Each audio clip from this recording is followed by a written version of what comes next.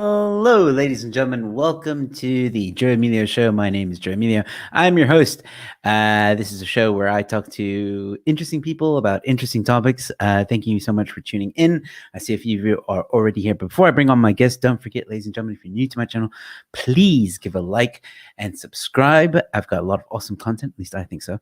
And don't forget to check out the Telegram channel. It's a channel, not a group, so don't worry, you won't be bombarded by random memes and weird things. It's just about the channel uploads and stuff like that.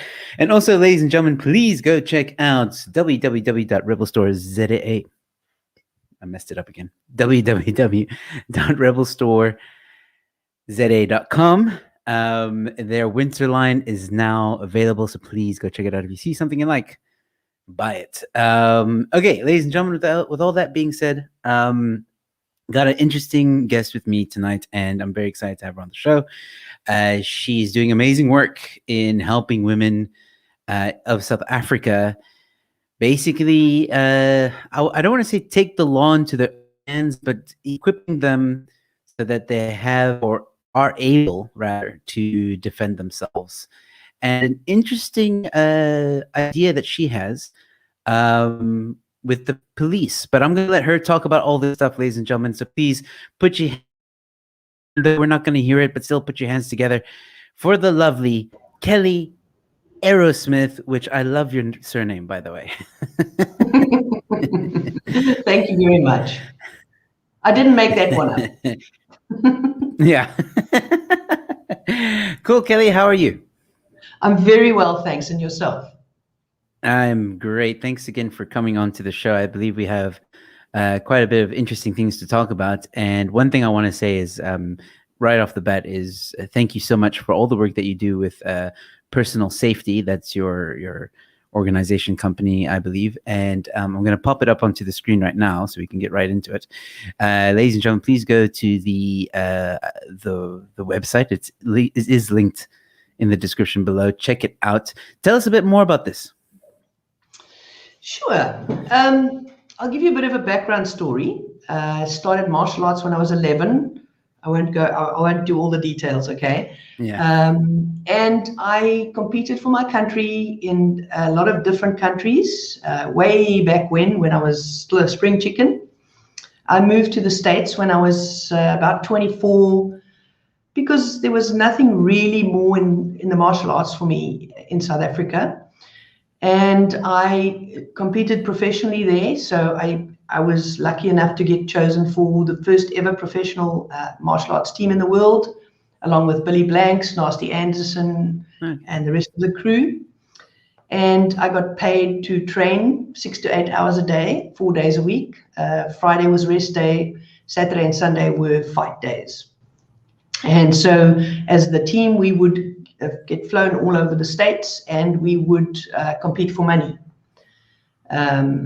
So I did that for a number of years. I retired when I was 30 from that, and I got into repossession. So as an American, you know what that is. Yep. That means yeah. You buy something, you don't pick it up, you don't pay for it, I pick it up. Okay. Yeah. But it was a very interesting, very professional company, so there was no violence, well, from our side anyway. Clients tended to get quite violent. And one day I went to pick up many stories. Yeah. One day I went to pick up a big screen TV from this really large lady who hadn't paid for it. And I said to her, listen, you need to give my TV back because you haven't paid. And she basically picked me up and threw me down the stairs. Wow. Luckily, I was nice and fit and I just bounced. But of course, my ego was very bruised, 6th degree black belt and 4th degree. And I couldn't defend myself. And I lay on the floor and I realized that everything I'd ever learned about self-defense was wrong. Wow. I know it sounds weird, okay, and people get quite aggressive with me, but what was lacking, I found, was context. So there was no karate suit, there was no judge, there was nobody that said go, there was no warning, she basically didn't change her demeanor. She walked over to me, picked me up, and threw me down the stairs. And that's when I realized that I needed to change the way I thought about safety. And I came back to South Africa about 20 years ago. And it was quite a shock for me, because living in Rhode Island, where I lived for almost 15 years, I didn't even have keys for my house. I used to go shopping and leave my car running, unlocked. So I got back here, and, there were fences and security, and it was quite a cultural shock. Anyway, we decided to settle back in South Africa, in Cape Town. And I got into the corporate world because we needed to make a living. We needed to get settled. But, teaching people, especially women, to be safe was my passion all along. And so while I was working at the company that I worked for, I started to develop personal safety. I didn't want to call it self-defense. Mm-hmm. And when I started to teach personal safety, there wasn't really a term, personal safety. Personal safety was used for masks and gloves and, personal safety equipment. But I needed to differentiate what I did from self-defense, because what I do is I change the way people think about their safety. And I work with a lot of older ladies and young people that can't afford to go to a martial arts school for, twice a week. Now, martial arts is absolutely fantastic. It gives you a lot of attributes. It gives you confidence. It gives you stamina. It gives you strength. But I don't believe that when somebody pulls a gun out, if there are three guys and one's got a gun, who are you going to kick? Between the legs. I mean, that's the traditional, I'll just kick him, So which one are you going to kick, and what's going to happen after that? So what I do is I really teach people the strategy about safety. And it's very empowering for especially ladies when they look at their safety in specifics. And I think that's one of the big problems, Joe. I think one of the big problems is we think generally. So when I send somebody I like people to fill out what their risks are. So if I were to say to you, so where do you feel threatened? Okay, and you would say to me something like, well, when I walk. But that's not specific, and we don't tend to think about our safety in specifics. So do you walk on the moon? Do you walk on the beach? Do you walk, where specifically? So we don't walk all over the place. We normally have a regular place that we feel threatened. So maybe as a cyclist, you might feel threatened because you cycle a specific route, where the hotspots are. So that's what I teach you, how to prepare for that. I also believe that we don't take advantage of personal safety tools like we should.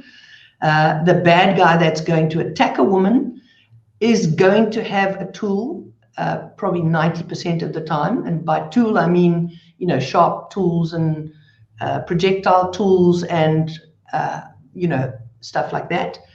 And as a woman, I believe that we need to start thinking about using those types of tools. We also need to stop believing the fake nonsense that gets passed around. I'm so over, put your car keys between your fingers and punch him in the face. Well, car keys versus knife. You're probably going to come off second best unless you hit first. Okay, so a lot of the strategy that I teach ladies is to control distance.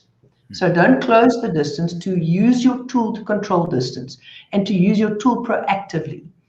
And so tools like pepper spray, for example, if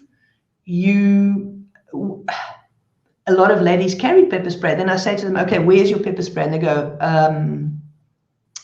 so I know they're not going to use it. I mean, they don't even know where it is, right? And so here's a question: when are you actually going to push that button? I've always wondered about the pepper spray. Sorry, I've always wondered about the pepper spray because, like, usually women, like the women I know, they carry it in their purse, right? But in the heat of the moment, if you're Never going to get it caught out. off, yeah, like one moment, please, and then I mean, I sometimes ask my wife for something that's in her purse, and it takes her 10 minutes just to find it. Do you want like it's gonna take you the same amount of time with the pepper spray? Like, it doesn't make any sense unless it's on your keychain or maybe somewhere in your pocket or around your neck. I don't see. And then some of them come with like a safety thing, so you still gotta unclip that and then spray, and then you gotta aim in the eye. It's I don't know. Some of them are. I've never really had a lot of faith in pepper Okay, spray. so I love pepper spray. I use a lot of pepper spray, and it's How often are you in trouble? Well, I use it proactively. All right. So the thing about it is, pepper spray is not something that you buy and forget. It's kind of like if you were to have a firearm, would you take your firearm and stick it in the safe? And how is that going to help you when you need it? Yeah. Pepper spray is something that it's okay to have it in your bag, okay, if you are in a shopping mall. But when you walk from the shopping mall to the car, make it a habit. Take it out, put it in your hand, or put it in your pocket, or stick it into your belt. So I think one of the problems is we don't think about safety enough. We like to complain about the fact that we are unsafe. We like to complain about crime and the latest crime that happened, and oh, did you hear that cyclist got stabbed? But we're not proactive about our safety, and that is like completely different. And people go, oh, but it's such a hassle. And so the question is, when you get into your car, what's the first thing that you do? You put your seatbelt on, right? I lock. You lock the door. That's what you should be doing, yes. Yeah. But you put your seatbelt on because it's become a habit. And I think if we can start to make safety a habit, we'll be so much safer. We don't see things that are happening around us. That's another problem. So people go, oh, well, you have to be more aware. So what does that mean? What does it mean to you when I say, Joe, you need to be aware? What does it mean? Aware of your surroundings, know where the exits are, know where the entrances are, know like if there's any danger. And sometimes if you know where the fire alarm is. I'm weird. I look for that stuff. And also security cameras. Yeah. Okay, so I think awareness is more than that. Yeah. I think awareness is looking and actually seeing. So most people don't. They walk around in this little cloud thinking about what they're going to have for dinner, what they're going to cook, the last fight they had with their spouse or whatever. I think when you're out and about, you really actually have to look at what's happening around you. That's the first thing. The second thing is you have to understand what it means. So when you have two people walking towards you in a very strange area and there's nothing to go to, like I'm just using that as an example, you need to understand what it means. Okay, so what you can do at that point is you can test for intent. So a test for intent, for example, would be cross the road. Yeah. So if there is intent, they will either split up or they'll cross the road. Okay. So that's the second thing. You have to understand what it means that you are seeing. The third thing is you have to have some kind of an action linked to what you understand. Okay. So I cross the road. One of them crosses the road. They split. I go, ooh, okay. So one is probably going to come in behind me. Something's not right. So I have to have an action linked to that. What am I going to do? And that action you have to have thought about before. So am I going to comply? Is a very simple action. Okay. If I'm going to comply, okay, I know I'm going to get mugged. These guys are splitting. I know that I'm in a public place, so I'm probably they're not going to drag me off somewhere, but I'm going to get mugged. So what is my action? What are my options? You can't think of options when you are in trouble because your brain shuts down. That's why we have fight or flight. Okay. So you've got to think about your safety beforehand. If I am in the situation where they split, I know there's something wrong. My choice, okay, and I'm not saying it's right or wrong, but it's right for me, is that I'm going to comply first. If I comply, okay, so how am I going to comply? I've got a way that I comply, that I always comply the same way because I've practiced it. So safety is not something that you can think about and not practice. So if I were to, have you ever driven a forklift, Joe? No, I can't say that I have. Okay, so if I explain to you how to drive a forklift, would you be able to do it without practicing? No, I need to practice.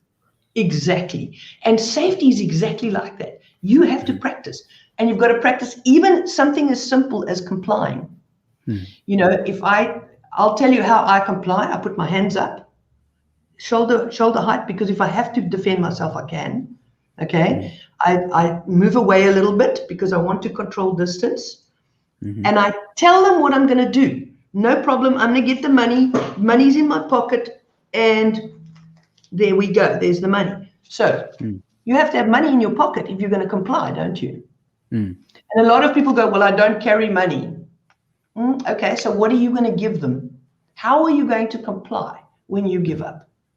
Okay, if you've decided to comply.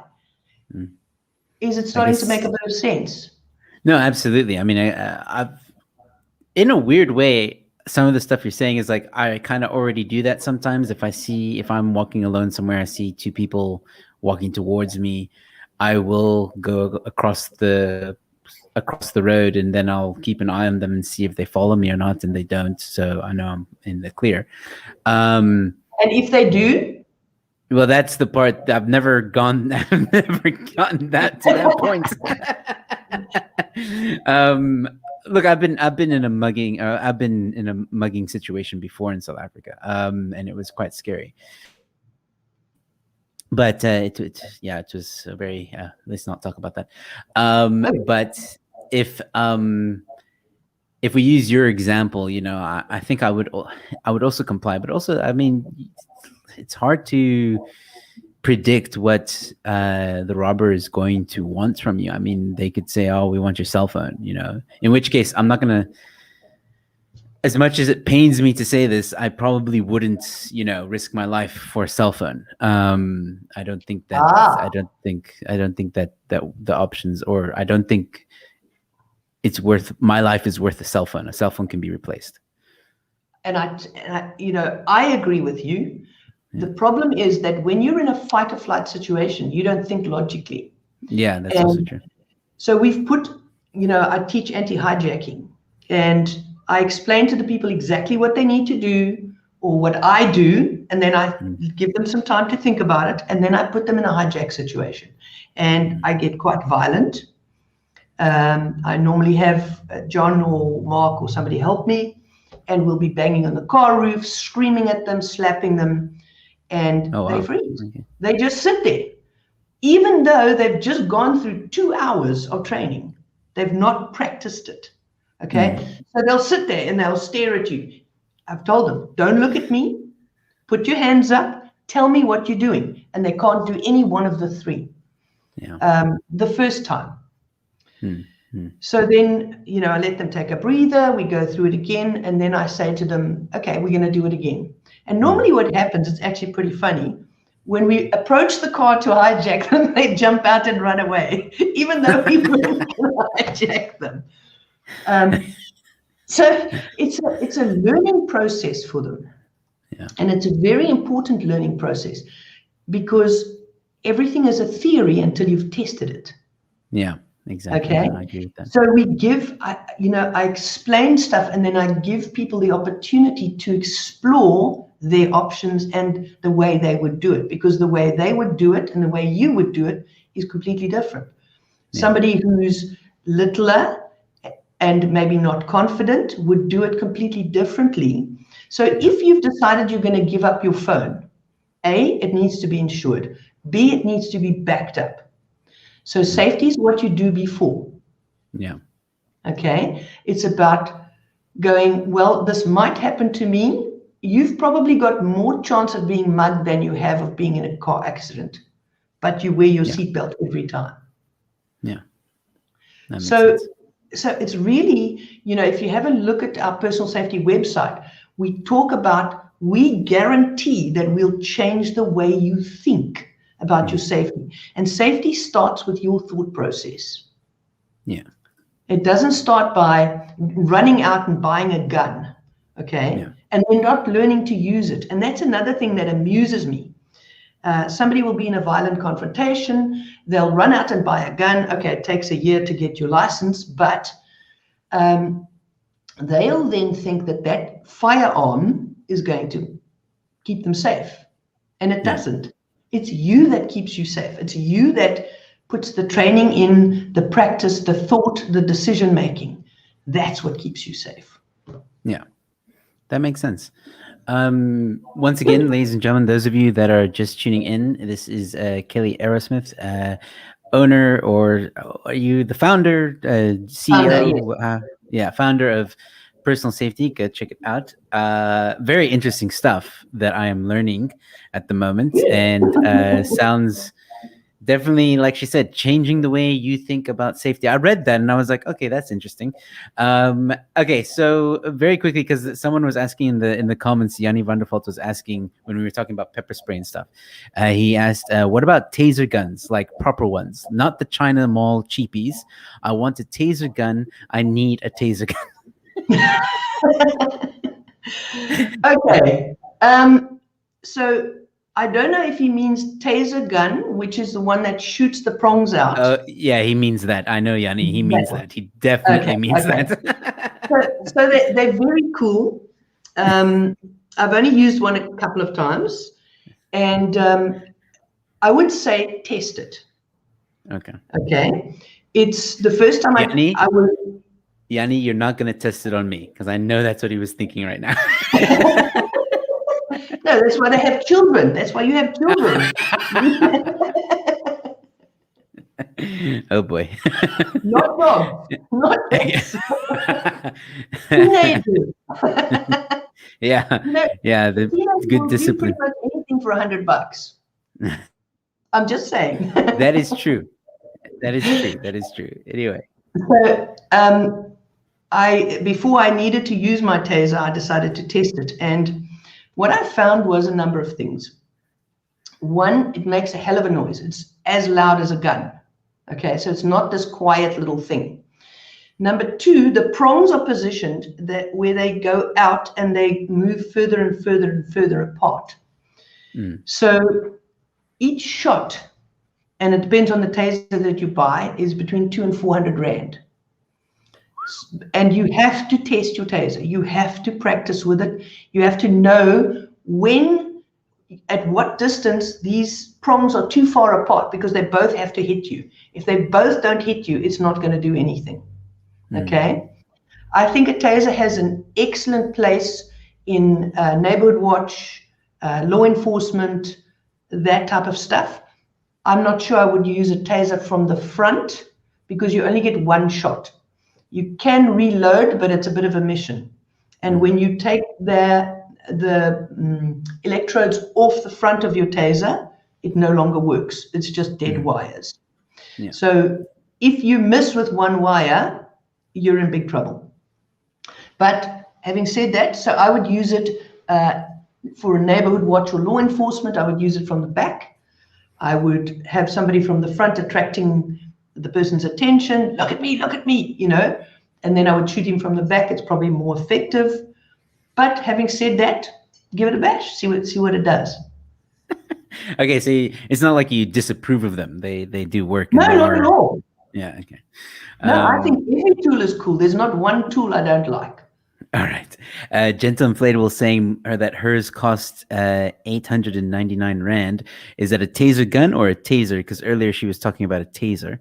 Okay, so there's a difference between a taser, which is the shooty one, and a stun gun, which is the one you hold against the person. Yes, stun gun. Those are quite. I mean, I also I think my wife has one, and you know, those also quite loud. Surprisingly, it's not like the movies. Yeah. So I personally don't carry one. Okay, it's the one tool I don't carry. And the reason for that, I love the noise. So the noise is very good, but if the noise doesn't work, you have to take that stun gun and you have to approach with your body right up to that bad guy who has potentially a knife or a screwdriver or something a lot more violent than a stun gun. The other thing is a stun gun actually doesn't do what you think it does. So if you have a stun gun and you want to use it for personal safety and actually make contact with someone, I suggest you test it on yourself. Okay? No, it's not what you think. That's the problem. What you might want to do is Google teenagers testing stun guns, and you'll see them stunning themselves in places that, you know, are not that smart, but you'll see that it's not very effective. It's not what you think. Movies mislead us. In almost every course that I do, I convince somebody in the audience to get tased or stunned. And if I can't do it, I do it to myself. So I've been hit with that thing, 850,000 volts, I can't tell you how many times. Well, don't you like fall on the ground? I mean, does that at least happen? No. Okay, so how, in what sense is it effective then when you're, you know, in a when you're trying to defend yourself? Is it just a scare tactic then? I think it's the noise is very scary. I might use it in my car if somebody reaches in, but then of course I would have to have it in my hand, and in which case I would rather use my knife. But yeah, that's well, different. Yeah, I mean, Yanni's saying, Yanni's worrying me now. He's saying, I love being tased. I'll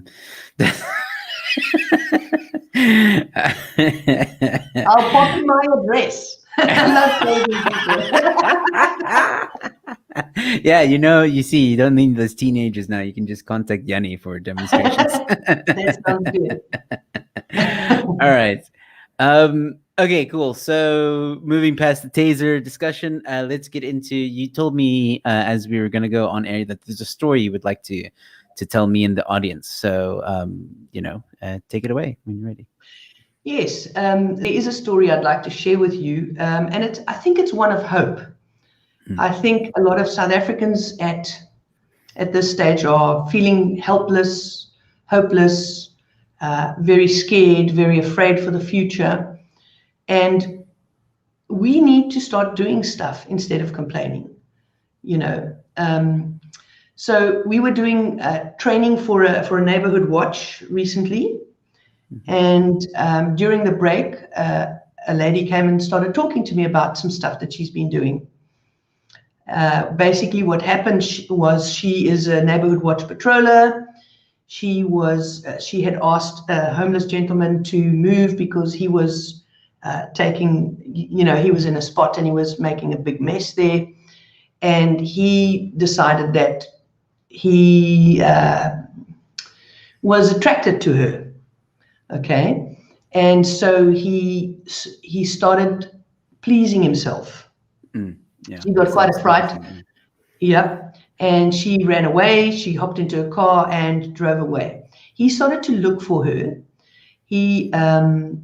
She was actually so afraid that she wouldn't park in her driveway. She didn't want him to see her car.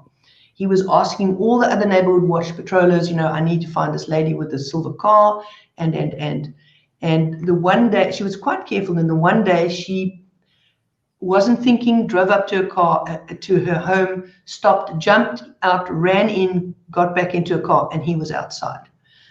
Well, he started stalking her. He started self-gratifying on a regular basis, on her fence and her gate, etc.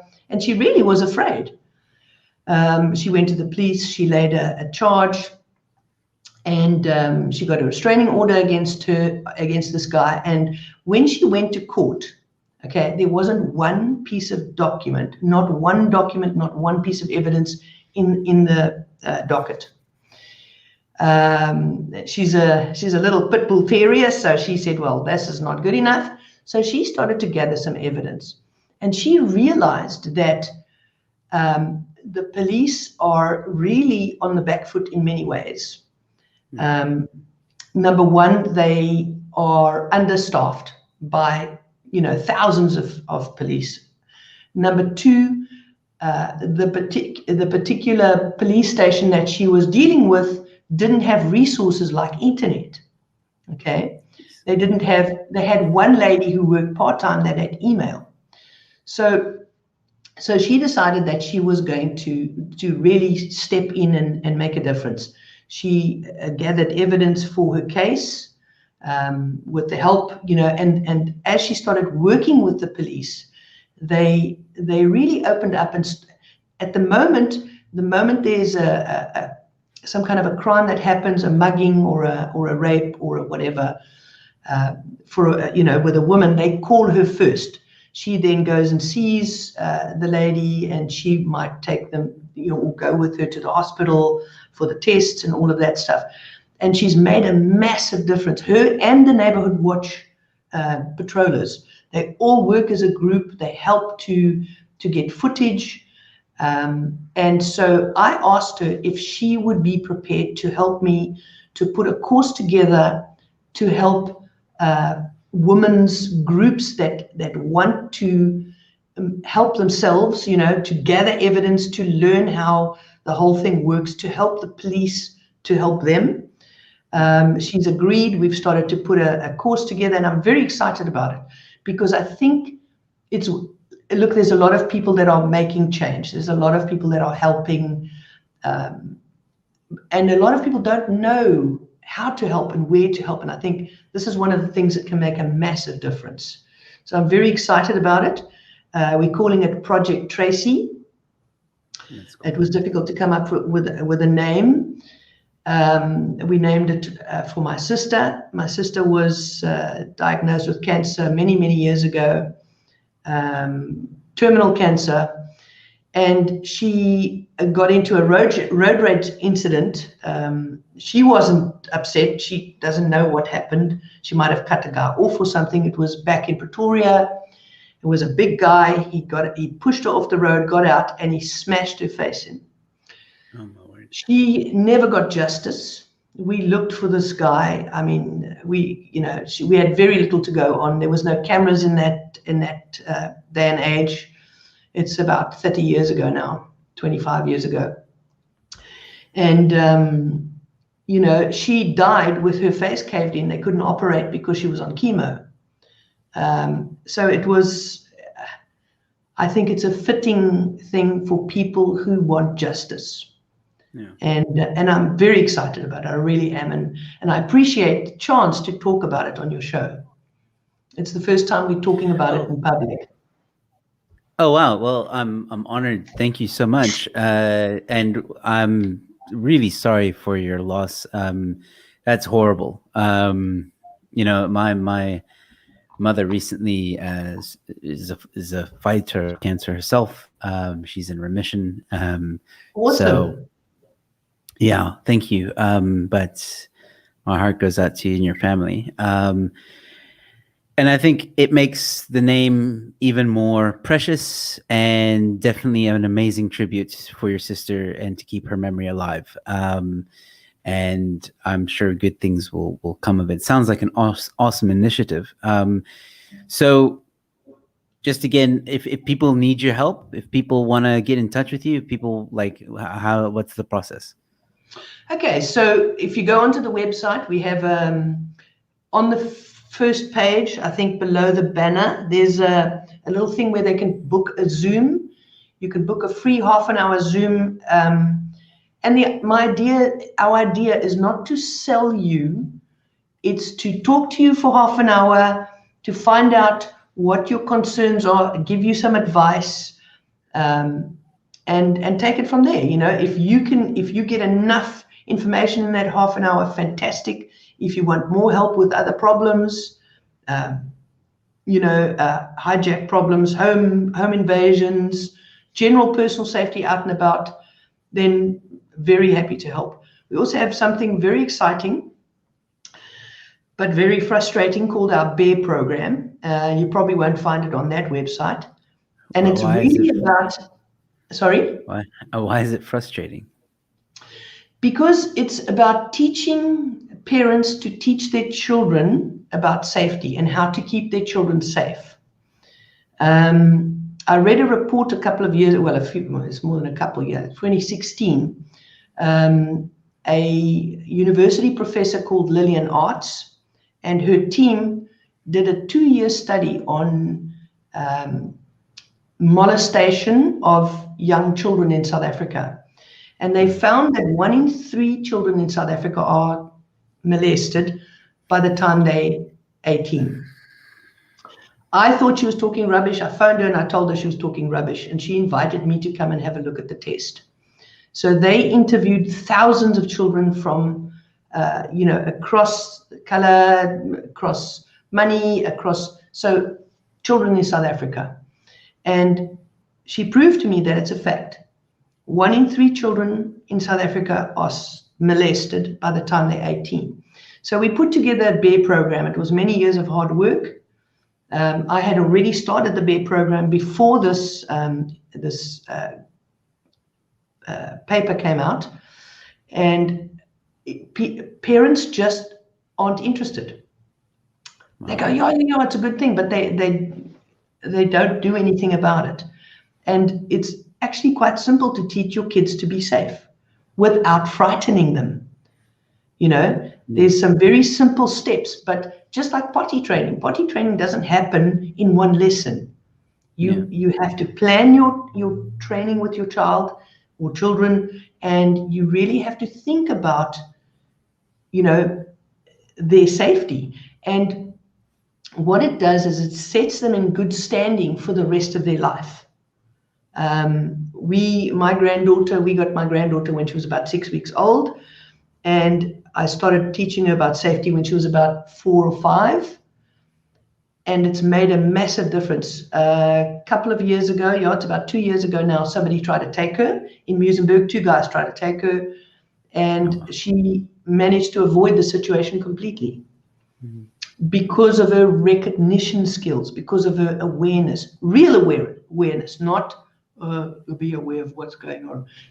Linking it with, what am I going to do?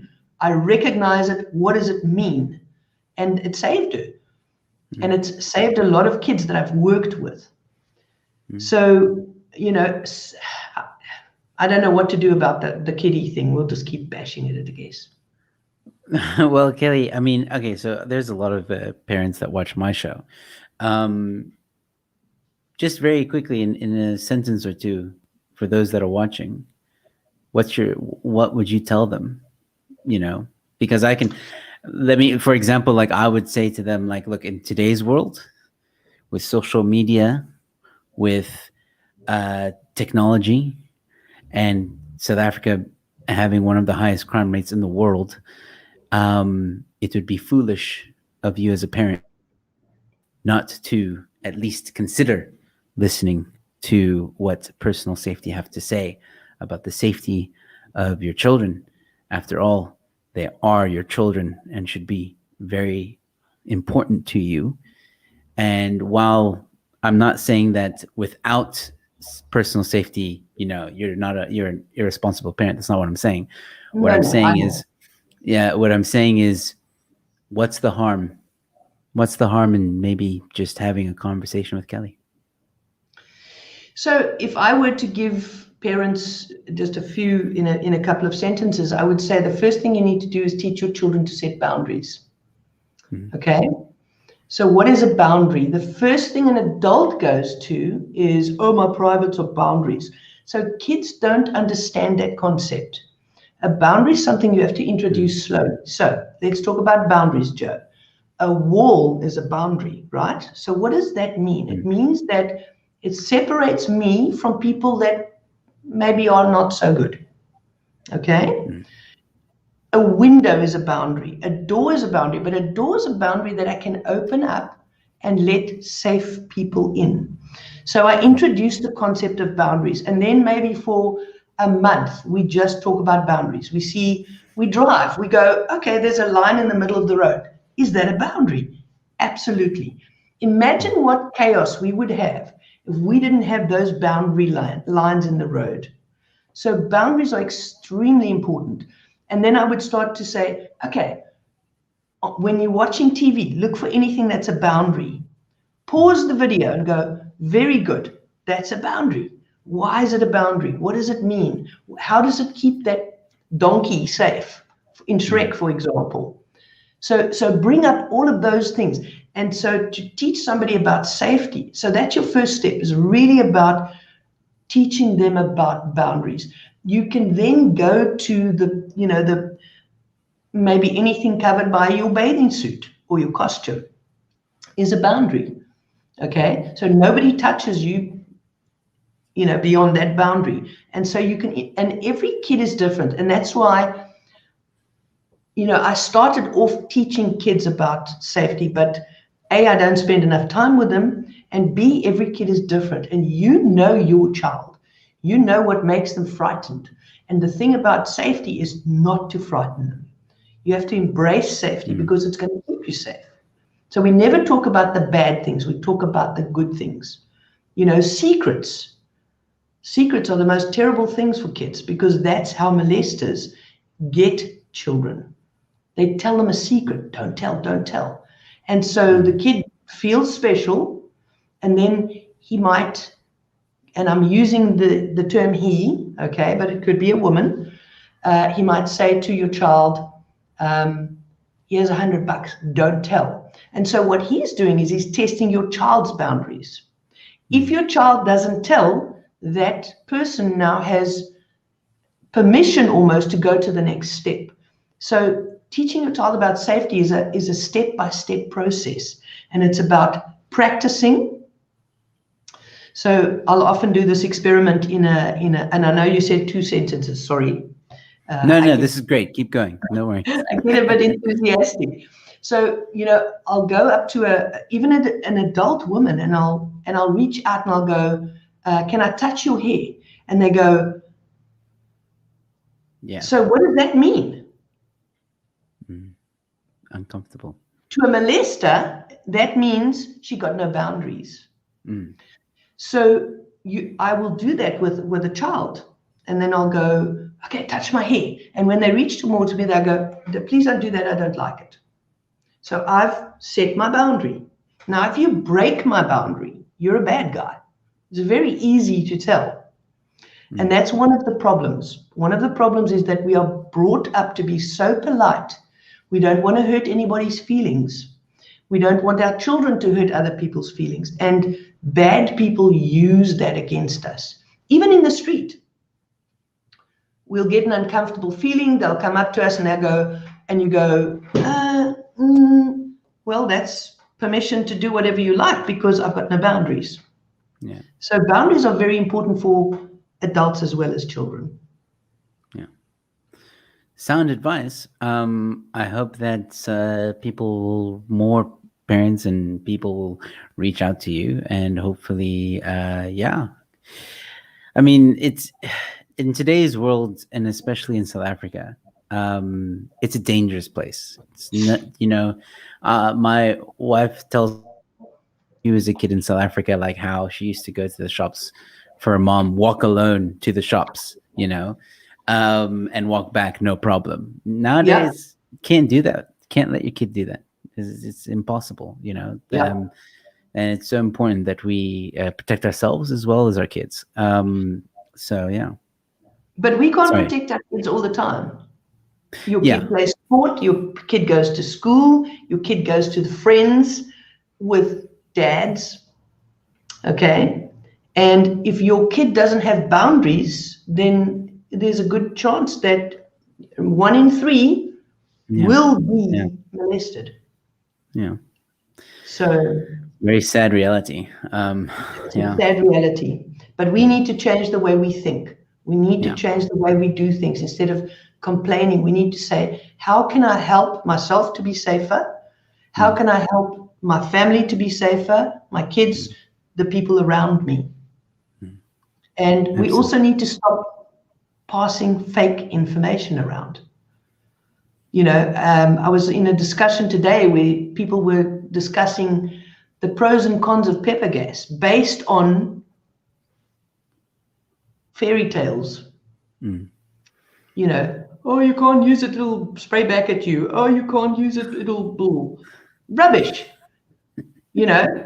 So why are you laughing? No, your impersonation was spot on.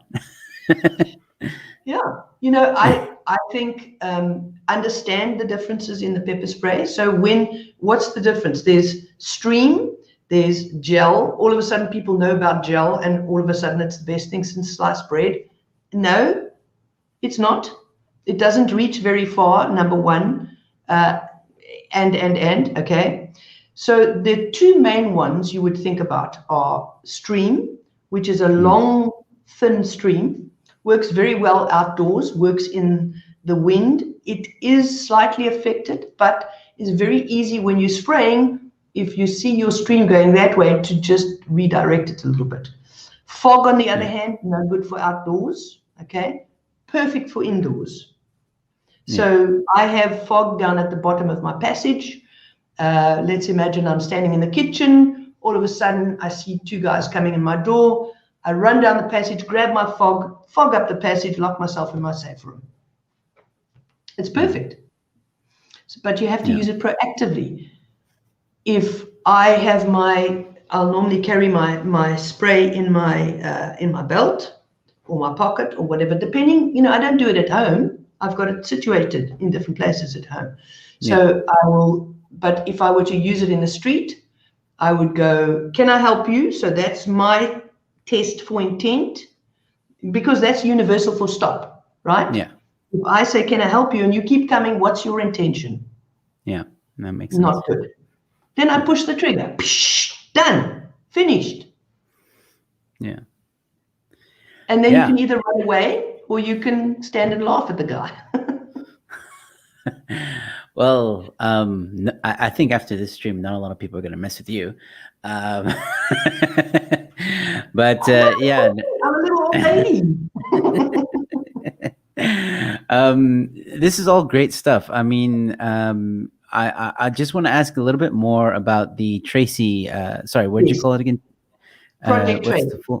Project Tracy. Yes. So the lady that works with you, that's made this where you guys are working on this course and stuff. Do people get in touch with you through the same website, this personal safety one? Yes. Okay. All right. So the thing is that the Project Tracy will work very well for groups of people. So it could be a group of ladies that get together that go, that's it, we're sick of violence against us. Ladies in a community, ladies in a church, ladies in some kind of a group, or neighborhood watchers. Neighborhood watchers, really, a lot of them are doing excellent work. They are proactively patrolling the streets. They're normally first on scene when something happens. They also are able to help out their local first responders. What do you call it? Security group. Security company. Yep. Armed response companies.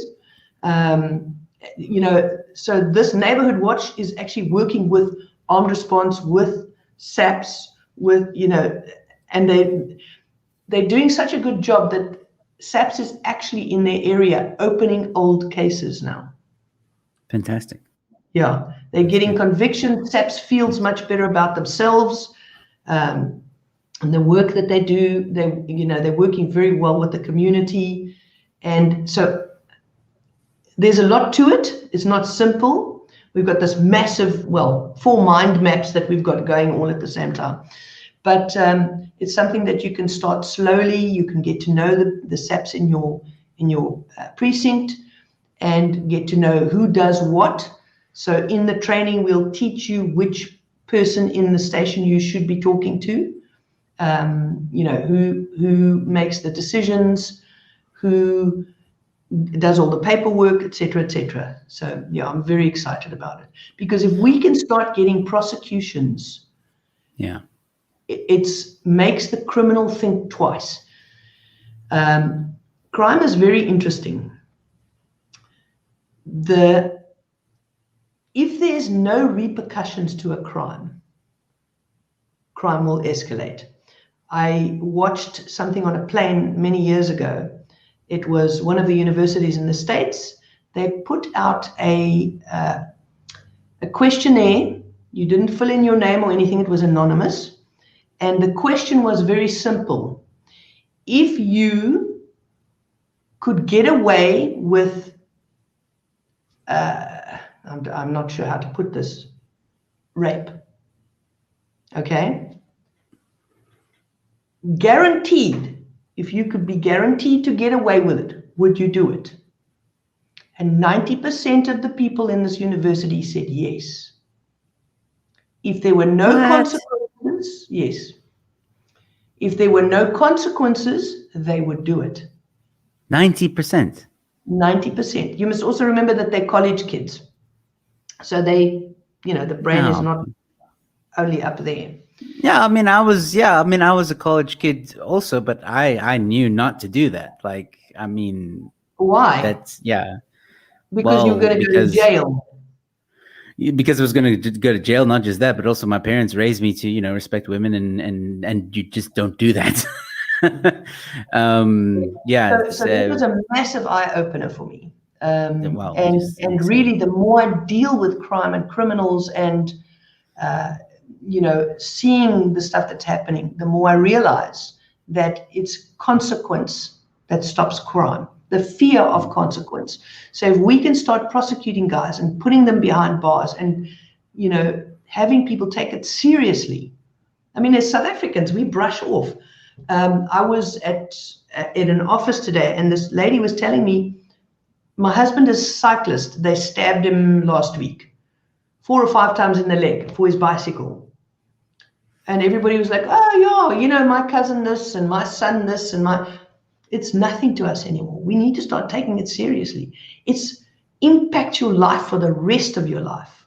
You don't get over a rape. You don't get over a stabbing. So we've got to take this country back. Yeah, that I 100% agree with you on that. It is scary how desensitized South Africans have become to crime, and I think it's because obviously it's in an average South African life, part of their life.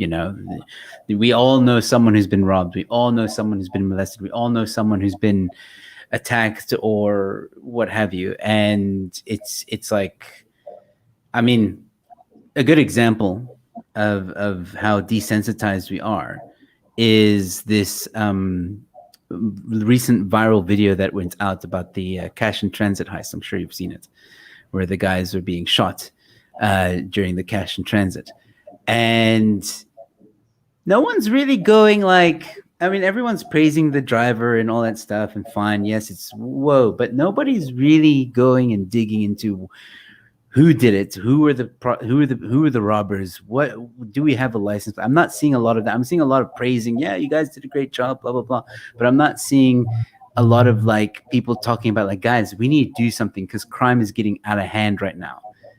And there were stats coming out that there's 10 heists in a month, and nobody's batting an eye. Everyone's just like, oh wow, that's interesting. Okay, what's for dinner? That's the problem. So that guy did amazingly, okay? But we train quite a few cash and transit companies, and one of the companies that we train, almost, I would say 95% of the guys have been shot at least once. Shot. Wow. Okay? So at any one time, there's a guy with a bullet in his leg and a guy with a bullet here and a guy with a bullet through his neck, and nobody's catching these bad guys. That's the problem, because and I agree with you, exactly the point. This guy did an amazing job, okay, but why are we not catching the guys that perpetrated the crime? Yeah. I don't have an answer for that. I don't think anybody does, and that's the problem. And you know what? You see it every day, and again, it's the desensitization has become so bad that we just shrug it off. You know, Mm. I've seen videos. I mean, there's this one video once where a few years ago, this guy had recorded in front of him. I think it was a lady or a man, I can't be sure, being hijacked, but he wouldn't get out of the car. So the hijacker was kind of stuck in the window you could see he was trying to get the guy out. And you could hear someone screaming, and everyone else is just driving by as if nothing's happening. And that was the part that really boggled my mind. I'm like, nobody's getting out. No one's like calling the cops. No one's doing anything. They're just like, oh, okay, hugging or hijacking. Moving on. Yeah. Wow. Wow. Yeah. But yeah, I think an organization like yours is definitely needed, and I hope you know. I don't want to say that through working with you and learning what you have to offer, people necessarily take the law into their own hands, but you No. definitely empower the average South African to take control of their life and maybe not live in fear, but be able to live with a little bit more confidence, knowing that, you know what, I am prepared for what is out there, whatever happens today. Can I say that? Is that a good way of rounding it up? Yeah, I think it is. All right. Well, we're approaching the hour mark. Is there anything you want to say in closing? If there's anything we want to add that we didn't touch on? I think that there's a lot of good people doing really good things. People like Aziza, people like Gideon. You know, there's a lot of good security companies that are starting to, you know, starting to make a difference, starting to take it seriously. So I think we need to pull together. We need to try and get through this quagmire of rubbish, of negativity. And I'm not saying everything's all rosy. It's hard. It's difficult. But we have to do something for our kids. We've got to do something. And starting to be proactive, report the crime, report it. And if you won't, you know, if the person that you're talking to at the police station, escalate it to your local councillor.